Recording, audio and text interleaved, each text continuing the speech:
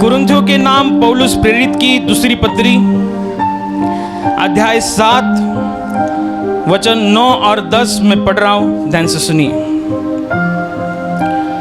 अब मैं आनंदित हूं, पर इसलिए नहीं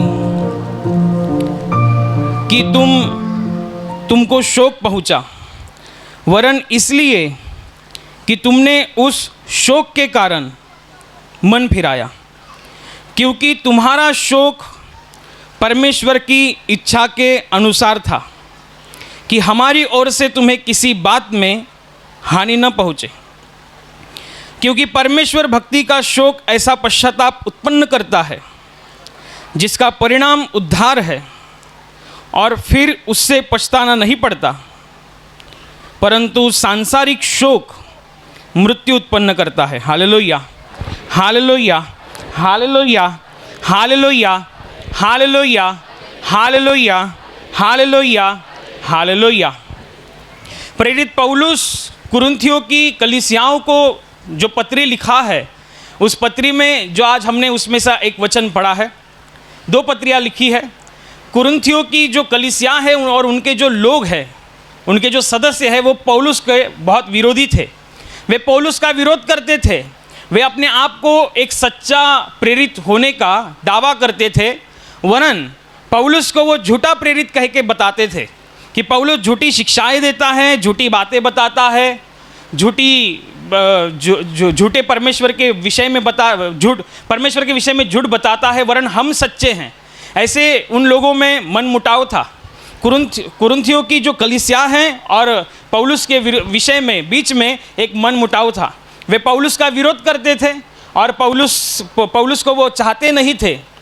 और ये सब देखते हुए कि हमारा मसीह, जो हमारा यीशु मसीह है, वे प्रेम के विषय में सिखाता है, वो प्रेम करने के विषय में सिखाता है, और हम एक ही कलीसिया में होने के बावजूद, हम एक ही सुसमाचार का प्रचार करने वाले होने के बावजूद भी ये लोग मेरा विरोध करते हैं। तो प्रेरित पौलुस उनको बताता है या उनको सिखाता है, कड़े शब्दों में उनका विरोध करता है। जो वो बर्ताव कर रहे हैं या प्रेरित पौलुस से जो वो बर्ताव कर रहे हैं, उससे मसीह का नाम खराब हो रहा है, या मसीह की जो सीख है, मसीह की जो बातें हैं, वे खराब होती जा रही है। इसलिए प्रेरित पौलुस उनको कड़े शब्दों में विरोध करता है, कड़े शब्द बताता है। कभी कभी तो उसने कठोर शब्द का इस्तेमाल किया, उन्हें अपमानित किया।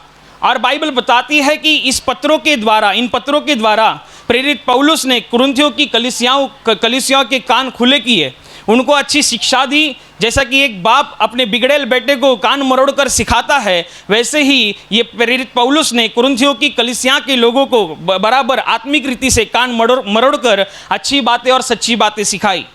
और ये जब बातें प्रेरित पौलुस ने लिखी और कुरिन्थियों के लोगों ने जब ये पढ़ी, तब बहुत से लोगों को दुख हुआ और वे पश्चाताप करने लगे। उनको अपने गलती के बारे में एहसास हुआ कि हम जो कर रहे हैं, हम जो प्रेरित पौलुस का विरोध कर रहे हैं, ये अपने आप में गलत है। प्रेरित पौलुस एक सच्चा दास है, प्रेरित पौलुस परमेश्वर का सच्चा दास है, वो प्रेरित है, और हम उसके विरोध में जो कुछ कर रहे हैं वो गलत है। और वे सब, उनमें से कुछ लोग पश्चाताप करते हैं, पश्चाताप में आते हैं, उनको दुख होता है पत्र पढ़कर। प्रेरित पौलुस ने जो सिखाया, प्रेरित पौलुस ने जो बातें बताई, प्रेरित पौलुस ने जो परमेश्वर का मन बताया, तो उनको दुख हुआ कि हमने बहुत गलती की है, प्रेरित पौलुस का विरोध किया है। तो वे पश्चाताप में आते हैं। बहुत से लोग पश्चाताप में आते हैं, और पश्चाताप में आने के बाद उनमें से बहुत से लोगों में परमेश्वर के विषय में एक अच्छा जो भय होना चाहिए, वो भय आता है। उनके अंदर परमेश्वर की राज्य के विषय में एक अच्छी लालसा निर्माण होती है। उनके हृदय में परमेश्वर में जो हमारी धुन चाहिए, वो उनके हृदय में धुन उत्पन्न होती है। मतलब प्रेरित पौलुस के पत्रों से, या प्रेरित पौलुस ने जो कड़े शब्दों में विरोध किया, उसके द्वारा उन लोगों को जो समझ में नहीं आता था, वो समझ में आने लगा। वो पश्चाताप में चले गए, और परमेश्वर के प्रति उनके अंदर एक अच्छी लालसा निर्माण हुई, अच्छी उत्कंठा निर्माण हुई, अच्छी आस्था निर्माण हुई। वे एक दूसरे से प्रेम भाव रखने लगे, तथा जो विरोध करता है, जो गलत बातों में है, उनका वो दंड देने का विचार और बुद्धि भी रखते थे। और प्रेरित पौलुस ये देखकर बहुत आनंदित होता है। इसलिए प्रेरित पौलुस कहता है वापस से कि मुझे आनंद होता है कि तुम्हें शोक हुआ है, मुझे आनंद होता है कि तुम्हें दुख हुआ है, इस कारण नहीं कि तुम्हें दुख हुआ है, इस कारण कि ये दुख तुम्हें मन फिराव की दिशा में लेकर गया। ये जो तुम्हें दुख हुआ, मेरी पत्री पढ़कर जो तुम्हें दुख हुआ, मेरी पत्री पढ़कर जो तुम्हें अफसोस महसूस हुआ, इस बात का मुझे आनंद है। ये दुख जो हुआ आपको, ये मुझे आनंद है, क्योंकि ये जो दुख है वो एक ईश्वर प्रेरित दुख है। ये परमेश्वर की इच्छा के अनुसार तुम्हें दुख आया है, और इसी दुख के कारण तुम पश्चाताप में चले गए। इसी दुख के कारण तुम्हारे अंदर एक अच्छी लालसा निर्माण हुई। इसी दुख के कारण तुम्हारे अंदर एक अच्छी धुन निर्माण हुई। इसी दुख के कारण तुम परमेश्वर के प्रति आस्था में बढ़ते चले गए। इसी दुख के कारण जो गलत है उसे समझाने की तुम्हारे अंदर ताकत आई, तुम्हारे अंदर बुद्धि आई। ये अच्छी बात है, क्योंकि यदि सांसारिक शोक करते हैं तो मृत्यु उत्पन्न होता है, लेकिन जो परमेश्वर पर भाव रखकर पश्चाताप करते हैं, उनका जो उद्धार का जो शिरा है वो बनाए रहता है। जो उद्धार का टोप है वो बने रहता है। जो उद्धार की योजना है वो बनी रहती है। पश्चाताप के द्वारा हम परमेश्वर के उद्धार में बने रहते हैं। जो उद्धार परमेश्वर ने हमें दिया है, उस उद्धार में हमें बने रहने के लिए पश्चाताप एक अच्छा जरिया है कि हमसे जो गलती हुई है तो हम उससे पश्चाताप करते हैं, तो हमारे जीवन में जो परमेश्वर ने उद्धार दिया है उस उद्धार में हम टिके रहते हैं, उस उद्धार में हम स्थिर रहते हैं। और प्रेरित पौलुस ये बताता है कि ये जो दुख है वो परमेश्वर की इच्छा के अनुसार तुम्हें हुआ। ये जो समस्या तुम्हें आई, ये जो तुम्हें अफसोस हुआ है, ये परमेश्वर की वजह से हुआ है। ये अच्छी बात है। तो इनमें दो बातें हमें सीखने को मिलती है कि दो दुख होते हैं। दो प्रकार के दुख होते हैं, दो प्रकार की समस्याएं होती है, दो प्रकार के संकट होते हैं। यदि आप विश्वासी है तो आपको इस बात के बारे में भली भांति मालूम होना चाहिए। एक दुख होता है वो हमारे पाप के कारण आता है, जो शैतान हमारे जीवन में लाता है, और एक दुख होता है जिसके विषय में अभी हमने पढ़ा, जो हमें पश्चाताप की ओर लेके जाता है। ये दोनों बातें अपने आप में है। जो दुख, जो समस्या, जो संकट, जो परेशानी हमें परमेश्वर से दूर ले जाती है, हमें विश्वास में कमज़ोर बनाती है, हम उद्धार में बने नहीं रह पाते, हम उद्धार में, हम विश्वास में कमज़ोर हो जाते हैं, तो वो दुख होता है वो शैतान की ओर से होता है। लेकिन कोई दुख ऐसा होता है जो पश्चाताप करने में मजबूर करता है। कोई समस्या ऐसी होती है जो हमें परमेश्वर में बढ़ने के लिए मजबूर करती है। कोई संकट ऐसे होते हैं जो परमेश्वर में आस्था में बढ़ने के लिए हमें मजबूर करते हैं। तो वो दुख, वो परेशानियाँ परमेश्वर की ओर से होती हैं। इसलिए प्रेरित पौलुस ये बताता है कि जो दुख तुम्हें हुआ वो परमेश्वर की इच्छा के अनुसार हुआ। ये परमेश्वर की इच्छा थी कि तुम्हें ये दुख हो, ये परमेश्वर की इच्छा की थी कि तुम्हें ये अफसोस हो, ताकि तुम्हें अपनी गलती पता चले और तुम पश्चाताप में चले जाओ, तुम परमेश्वर की आस्था में बढ़ो, तुम परमेश्वर की धुन में बढ़ते चलो, तुम परमेश्वर के विषय में अच्छी बातें और विश्वास में बढ़ते चलो। ये परमेश्वर की ओर से है। ये दोनों बातें हैं, ये हमें ये बात पता चलनी चाहिए। लेकिन बहुत से विश्वासी लोग ये बात को समझ नहीं पाते और गलती कर बैठते हैं। जब हम परमेश्वर की योजना को नहीं समझ पाते तो हम अपने जीवन में बहुत बहक जाते हैं। जब हम परमेश्वर की योजना को नहीं समझ पाते हैं तो हमारा जीवन बहुत ही कष्टदायक हो जाता है, बहुत ही दुखदायक और बहुत ही पीड़ादायक हो जाता है। क्यों? हम परमेश्वर में तो है लेकिन परमेश्वर की योजना के बारे में पता नहीं।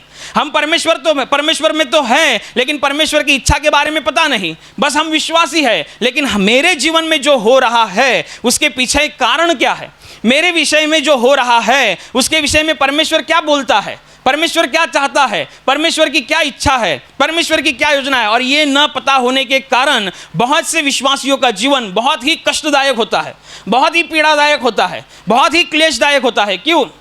कैसे कभी कभी ऐसे होता है कि बहुत से लोग छींकते हैं तो शैतान का नाम लेते हैं। कभी कभी छींक ज़्यादा आ जाती है या कभी कभी धूल के कारण छींक आती है, छींकते हैं शैतान, मतलब छींक मेरे को जो आई है वो शैतान ने लाई है, मेरे को जो छींक आई है वो शैतान की वजह से आई है। तो शैतान परमेश्वर के सामने बोलते हैं, तेरे लोगों को क्या बोलने का, मैंने तो कुछ किया भी नहीं। इसको रात को गोला खाने के लिए किसने बोला था? इसने रात को ढेर सारे आइसक्रीम खाने को किसने बोला था? मैंने कुछ किया ही नहीं, ये छींकता है तो मेरा नाम लेता है। कभी कभी ऐसे भी हो सकता है कि बहुत से लोगों को कभी कोई त्योहार, कभी कोई फंक्शन होता है तो वहाँ पे खाने का कार्यक्रम होता है, या घर में कोई अच्छा बना होगा। आपकी कैपेसिटी क्या है? 2 रोटियाँ और थोड़ा चावल, बस हो गया काम। लेकिन आज कुछ अच्छा है खाने में, इतना अच्छा कि वो जब मेरा फेवरेट है ऐसा होगा तो 2 चपातियों का कोटा 6 चपातियों में हो जाएगा, 6 रोटियों में, और चावल बढ़ जाएंगे और दूसरे दिन अपचन हो जाएगा, एसिडिटी हो जाएगी, गैस हो जाएगी। बोलेंगे शैतान, ये शैतान ने किया।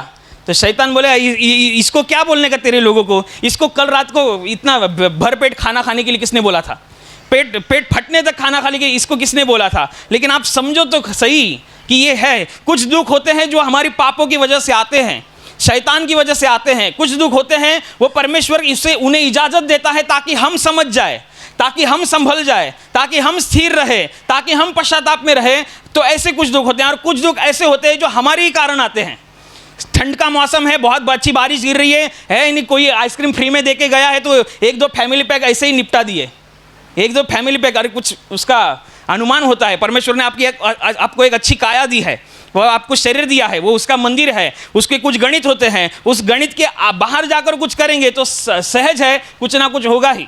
आपके शरीर की कैपेसिटी के बाहर जाकर आप खाना खाएंगे तो अपचन एसिडिटी होगा ही, उसमें शैतान का कुछ नहीं है। लेकिन हम एक तरीके से शैतान शैतान शैतान। लेकिन जो दुख तुम्हारे जीवन में है उसके विषय में परमेश्वर क्या बोलता है, क्या आपने ये देखा? क्या सारा क्रेडिट आप शैतान को देने जा रहे हैं? और आप जब सारा क्रेडिट शैतान को हो सकता है परमेश्वर ने ही आपका काम रुकाया होगा, हो सकता है परमेश्वर जानबूझकर उस सवाल का जवाब नहीं देता होगा। क्यों? क्योंकि उसके हृदय में कुछ अलग योजना हो सकती है, उसके मस्तिष्क में, उसके राज्य में आपके लिए कुछ बहुत बड़ा हो सकता है। आप अपने जीवन में एक 1 BHK का फ्लैट सोचकर बैठे होंगे, वो आपको बंगला देना चाहता होगा। क्या आपको पता है? एक दफ़ा एक कंपनी में जो बॉस होता है वो बहुत खुश होता है अपने लोगों पर, अपने एम्प्लॉय लोगों पर बहुत खुश होता है, कर्मचारियों पर बहुत खुश होता है, और वो कहता है कि चलो मैं आज कुछ ना कुछ दूंगा, सबको दूंगा। तो बहुत से लोग थे जो 6 महीने से काम पे थे, 2 महीने से काम पे थे, और कोई लोग थे जो 10 साल से 20 साल से काम पे थे। जो पहले लाइन में लोग थे वो 6 महीने से काम पे थे, उनको किसी को सोने की अंगूठी दे दी, किसी को सोने की चेन दे दी, किसी को 1 लाख रुपए दे दिया, किसी को और कुछ दे दिया, किसी को और कुछ दे दिया, सबका मन खुश हो गया। और एक एम्प्लॉय वहाँ पर था जो 20 साल से वहाँ पर काम करता था, उसने देखा कि सेठ सबको बांटकर चला गया और मेरा नंबर आया, सेठ चला गया, मेरे को कुछ नहीं दिया। तो अभी वो 20 साल से वफादारी में रहने वाला इंसान, 20 साल से उसने अपने मालिक की वफादारी की, अभी मुझे कुछ नहीं मिला है, इसको देखते हुए वो अभी मालिक के विरुद्ध में बड़बड़ाना शुरू कर देता है। मेरा मालिक कैसा है, मेरा मालिक निर्दयी है, मेरा मालिक ऐसा है, मेरा मालिक वैसा है। 20 साल वफादारी से रहा वो, लेकिन जब उसने देखा कि मेरे पास कुछ नहीं दिया, सबको देकर चला गया, 6 महीने काम पे है, सबको देकर चला गया, मैं तो 20 साल से काम कर रहा हूँ, मुझे कुछ नहीं दिया, क्या बोलने का इसको? ये निर्दयी इंसान है, ये ऐसा है वैसा है, इसको कुछ बोलने का है क्या? ये है क्या, वो है क्या? वो बड़बड़ाने लगता है। जो कर्मचारियों को जो चीज़ें दी गई है सारे कर्मचारियों के सामने बड़बड़ाने लगता है। कर्मचारी भी अचंभित हो जाते हैं कि ये ऐसे कैसे बात करता है, ये तो 20 साल से वफादारी से काम करता था, लेकिन क्या हुआ, मुझे कुछ नहीं दिया है। इस कारण से वो बड़बड़ाने लगा। किसी ने जाकर मालिक को बता दिया कि वो आपका जो वफादार इंसान था, जो 20 साल से वफादार है और उसको आपने कुछ नहीं दिया, वो देखो कितना बड़बड़ा रहा है, कितनी सारी आपके बारे में बोल रहा है, कितना विरोध में बोल रहा है। मालिक भड़कता है, वो बोलता है उसको क्या बोलने का, उसके लिए मैंने गाड़ी बुक की थी, वो गाड़ी आने को अभी 4 घंटा बाकी है, इसलिए मैं वहाँ से चला गया था, और ये बोलता है गाड़ी कैंसिल। तो ऐसा भी होता है, हमको योजना पता नहीं होती है, हम भी शायद ऐसे ही करते होंगे। हमको योजना नहीं पता होती, परमेश्वर की योजना, जो कुछ भी हमारे जीवन में चल रहा है उस प्रति यदि परमेश्वर की योजना हम नहीं समझते हैं तो हमारा जीवन ऐसे ही पीड़ादायक हो सकता है, ऐसे ही क्लेशदायक हो सकता है। जैसे कि प्रेरित पौलुस जिसने यही पत्र लिखी थी, ये परमेश्वर का एक बहुत बड़ा दास ठहरा। बाइबल में इसने बहुत अच्छा काम किया, एक तूफान की रफ्तार से इसने काम किया, बहुत सी कलीसियाओं को उसने स्थापित किया, बहुत सी कलीसियाओं को उसने पत्र लिखा, और एक अच्छा दास था। वो अपने आप में इतना सामर्थ से भरा हुआ था, परमेश्वर की सामर्थ उसके अंदर इतनी भरी हुई थी कि एक मरे हुए इंसान को जब उसने गले लगाया तो मरा हुआ इंसान भी जिंदा हो गया, ये उसके पास सामर्थ थी। वरन इतना ही नहीं कि जब लोग पौलुस को देखते थे, यही पौलुस को, तो उसके अंग पर गमछे डालते थे, रुमाल डालते थे, और वे गमछे और रुमाल जाकर किसी बीमार इंसान पर डालते थे। जब बीमार इंसान पर डालते थे तो बीमार इंसान चंगा होता था। कि होता कैसे था कि प्रेरित पौलुस के भीतर के जो पसीना है, यदि वो उस कपड़े को लगता है तो परमेश्वर उसके पसीने की इतनी कदर करता है कि यदि वो पसीने से भरा या उसके अंग से निकाला हुआ कोई रुमाल यदि बीमार इंसान पर डाला जाए, उसी घड़ी उसी क्षण वो बीमार इंसान चंगा होता था। अपने आप में सामर्थ्य से भरा हुआ और ज्ञान से भरा हुआ ये परमेश्वर का एक बहुत अच्छा दास था, जिसके विषय में बाइबल बताती है। बाइबल में ये भी लिखा गया है कि प्रेरित पौलुस जब पत्री लिखता है या परमेश्वर की भेदों को लिखता है, तब यीशु मसीह का प्रमुख चेला पतरस कहता है कि प्रेरित पौलुस जो लिखता है वो समझना कठिन है। कौन पतरस? जो यीशु मसीह के साथ 24 घंटा रहा था। कौन पतरस? जो यीशु मसीह ने जिसको प्रमुख चेला बनाया था। कौन पतरस? जो यीशु मसीह के हाथों से हुए चमत्कार अपने आंखों से देखा था। लेकिन प्रेरित पौलुस ने यीशु मसीह को शारीरिक में नहीं देखा। प्रेरित पौलुस यीशु मसीह के साथ 24 घंटा नहीं रहा था। वो तो कलीसिया का विरोधी था, यीशु मसीह का विरोधी था, और ऐसे ही वो किसी कलीसिया का विरोध करने जा रहा था। उस दौरान एक रास्ते पर परमेश्वर ने पवित्र प्रकाश के द्वारा उसके साथ बातचीत की, उसका इनकाउंटर हो गया और उसी घड़ी वो बदल गया। वो जो शाऊल था वो पौलुस करके जाना गया और वो परमेश्वर का कार्य करने लगा। जो विरोधी था वह भी परमेश्वर का काम कर रहा है। उसके पास बहुत बड़ी मात्रा में परमेश्वर ने सामर्थ्य देकर रखी है और अच्छा ज्ञान, अच्छा भेद उसको देकर रखा है। और इतना भेद वो लिखता है कि पतरस कहता है कि ये जब मैं पढ़ता हूँ प्रेरित पौलुस की पत्रियाँ या प्रेरित पौलुस जो बताता है वो समझना थोड़ा कठिन है कि इतना बड़ा भेद उसके पास था। परमेश्वर के राज्य के बारे में बड़े बड़े रहस्य उसके पास थे। परमेश्वर के कार्य करने के तौर तरीके के बारे में उसके पास बहुत सा बड़ा ज्ञान उसके पास भरा था। और इतना ज्ञान से भरा हुआ इंसान, इतने भेदों से भरा हुआ, इतनी सामर्थ्य से भरा हुआ इंसान, इसको एक तकलीफ थी, उसको एक अपने शरीर में एक तकलीफ थी, एक वेदना थी। और वेदना ये थी कि उसको बहुत पीड़ादायक थी। वो वेदना, उसको जो वेदना होती थी वो बहुत ही पीड़ादायक थी। और इस कारण बाइबल बताती है कि प्रेरित पौलुस ने, वो प्रेरित पौलुस जो अपने आप में परमेश्वर के सामर्थ्य से भरा हुआ है, वो प्रेरित पौलुस जो ज्ञान से भरा हुआ है, वो प्रेरित पौलुस लिखता है कि ये जो वेदना है, ये मेरे शरीर में जो तकलीफ है, वो निकलने के लिए मैंने परमेश्वर के पास 3 बार विनती की है। 3 बार प्रेरित पौलुस कहता है मैंने 3 बार परमेश्वर से कहा कि मुझे इतनी तकलीफ है, मुझे इतनी पीड़ा है, मुझे इतना क्लेश है, मुझे चंगा करो, मुझे चंगा करो, मुझे चंगा करो। परमेश्वर ऊपर से कहता है मेरी कृपा तेरे लिए काफ़ी है, ये मेरा अनुग्रह तेरे लिए काफ़ी है। उसके बाद में कभी भी प्रेरित पौलुस ने ये प्रार्थना नहीं की कि मुझे चंगा करो करके। अभी ये प्रेरित पौलुस ये भी लिखता है कि ये परमेश्वर इसे कृपा क्यों कहता है।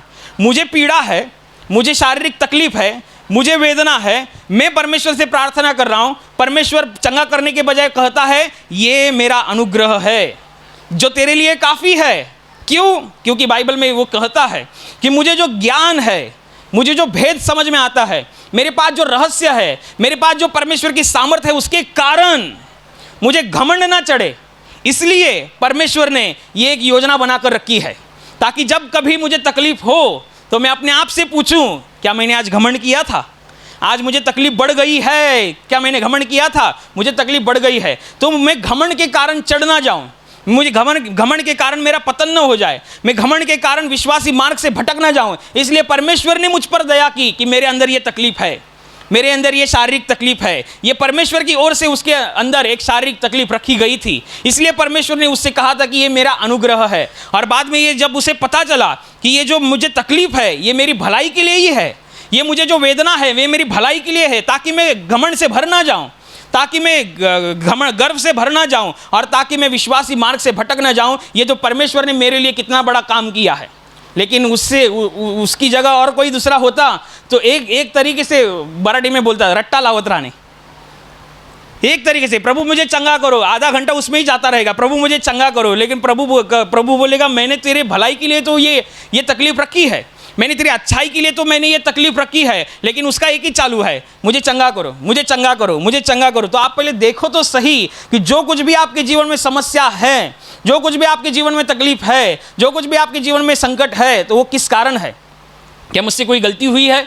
क्या मुझसे कोई परमेश्वर पश्चाताप करवाना चाहता है, या परमेश्वर मुझे किसी बात से मन फिराने के लिए कह रहा है, या ये शैतान का कुछ है? ये परमेश्वर के साथ आप जब बैठेंगे तो आपको समझ में आएगा।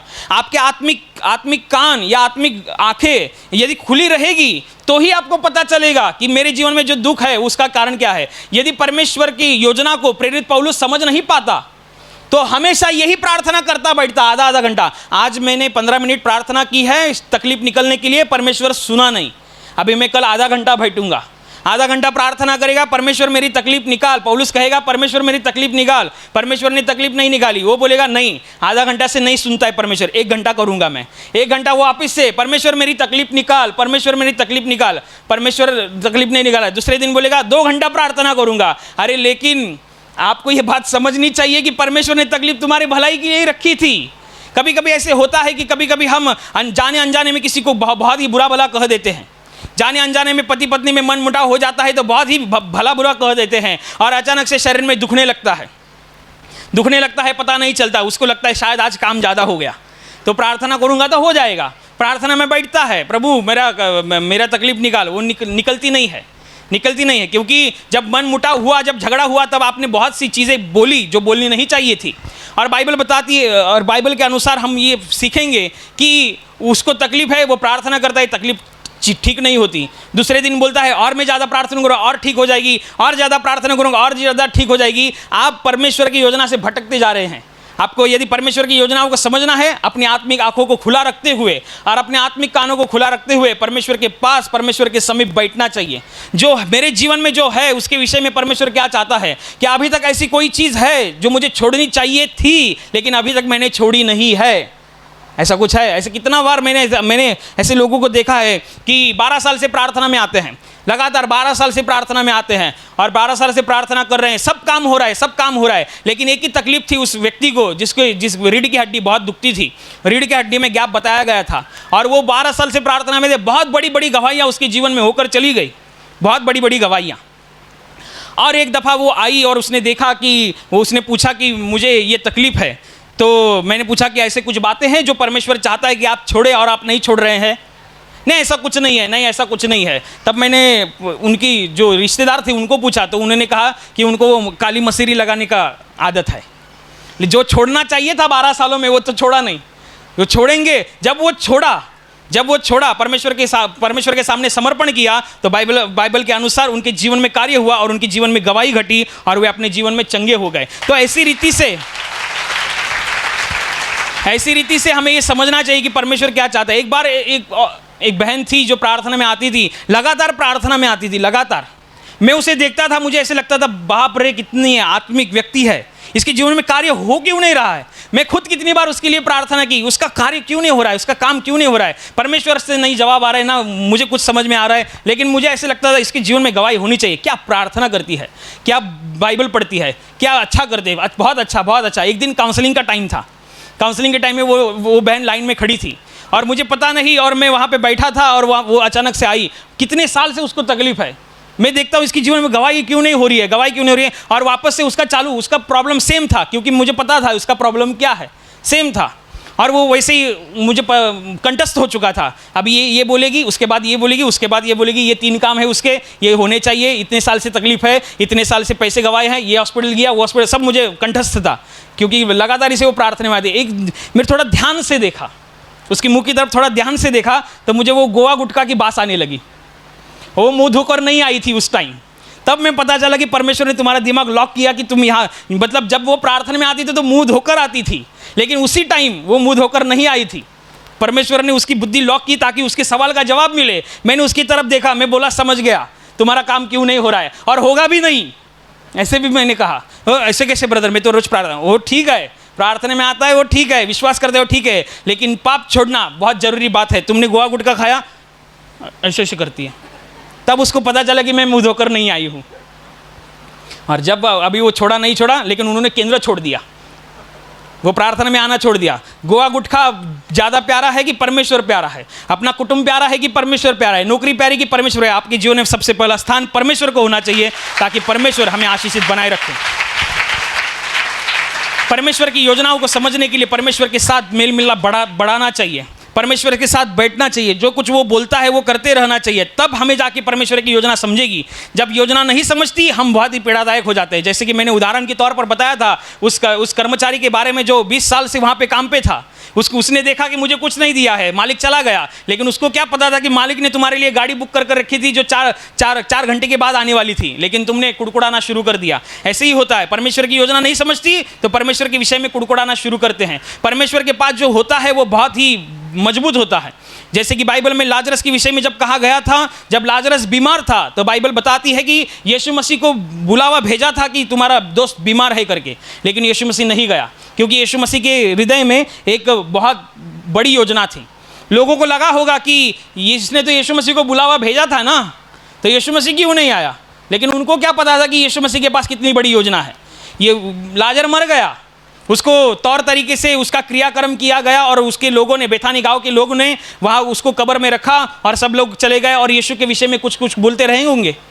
4 दिन के बाद यीशु मसीह 4 दिन के बाद वहाँ पर आता है और लोग देखते हैं ये अभी क्यों आया है, आने का था तो पहला ही आने का था ना, जब बुलावा भेजा तभी आने का था ना, अभी तो मर गया और इतना बड़ा काम करता है ना, अंधे की आंखें खोलता है ना, तो इसको अपने दोस्त का मृत्यु नहीं रोक पाया, अपने दोस्त को चंगा नहीं कर पाया। यीशु मसीह भी सुन रहा है, मार्था की, लाजरस की बहनें भी सुन रही है।